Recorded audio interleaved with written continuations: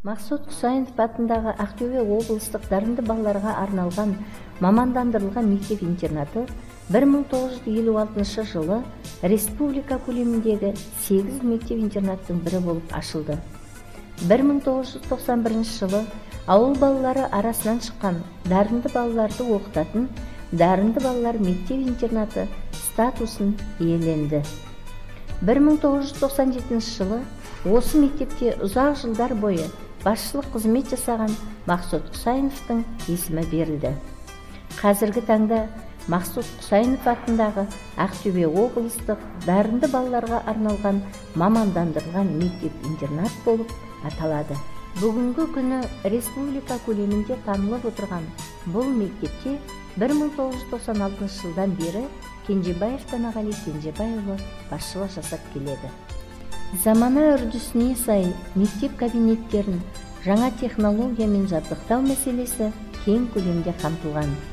Интерактивті тақталармен жұмыс жасау мүмкіндігін математика, география, биология, физика кабинеттері иеленсе, мектеп бойынша 2 кабинет мультимедиялық кабинет ретінде жабдықталған.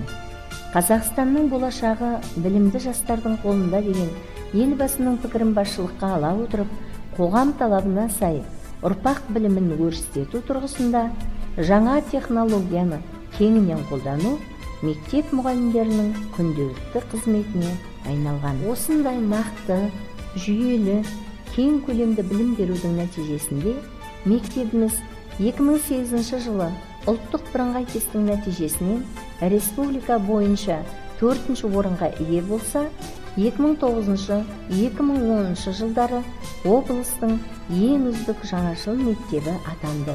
Жақсы білімнің көрсеткіші дені сау, көңілі таза ұрпақтың ғана еңбегінің нәтижесі болмақ. Оқушыларымыз тек білім деңгейімен ғана емес, сонымен қатар облыстық, республикалық, спорттық жарыстар мен көркемөнер байқауларынан да жүлделерге қол жеткізуде. Оған оқушыларымыздың республикалық айналайын сайысындағы Мұқағали Мақатаев, Абай Шәкәрім, Махамбет оқуларындағы жеңістері куә. Оқушылардың тарихи танымдық білім деңгейін ұштастыру мақсатында 2 мұражай жабдықталған. Оның бірі Ұлы Отан соғысының куәгерлері мен жәдігерлері арқылы жасақталған даңқ мұражайы болса, екіншісі ұзақта саналы ғұмырын осы мектептегі білім мен тәрбиеге бағыштаған Мақсут Құсайыновқа арналған мұражай. Халық аузындағы интернат өз үйің деген нақыл сөздің негізіне сүйенсек, тәрбиеленушілерге өз үйіндегідей қамқорлық көрсетілер орын осы интернат.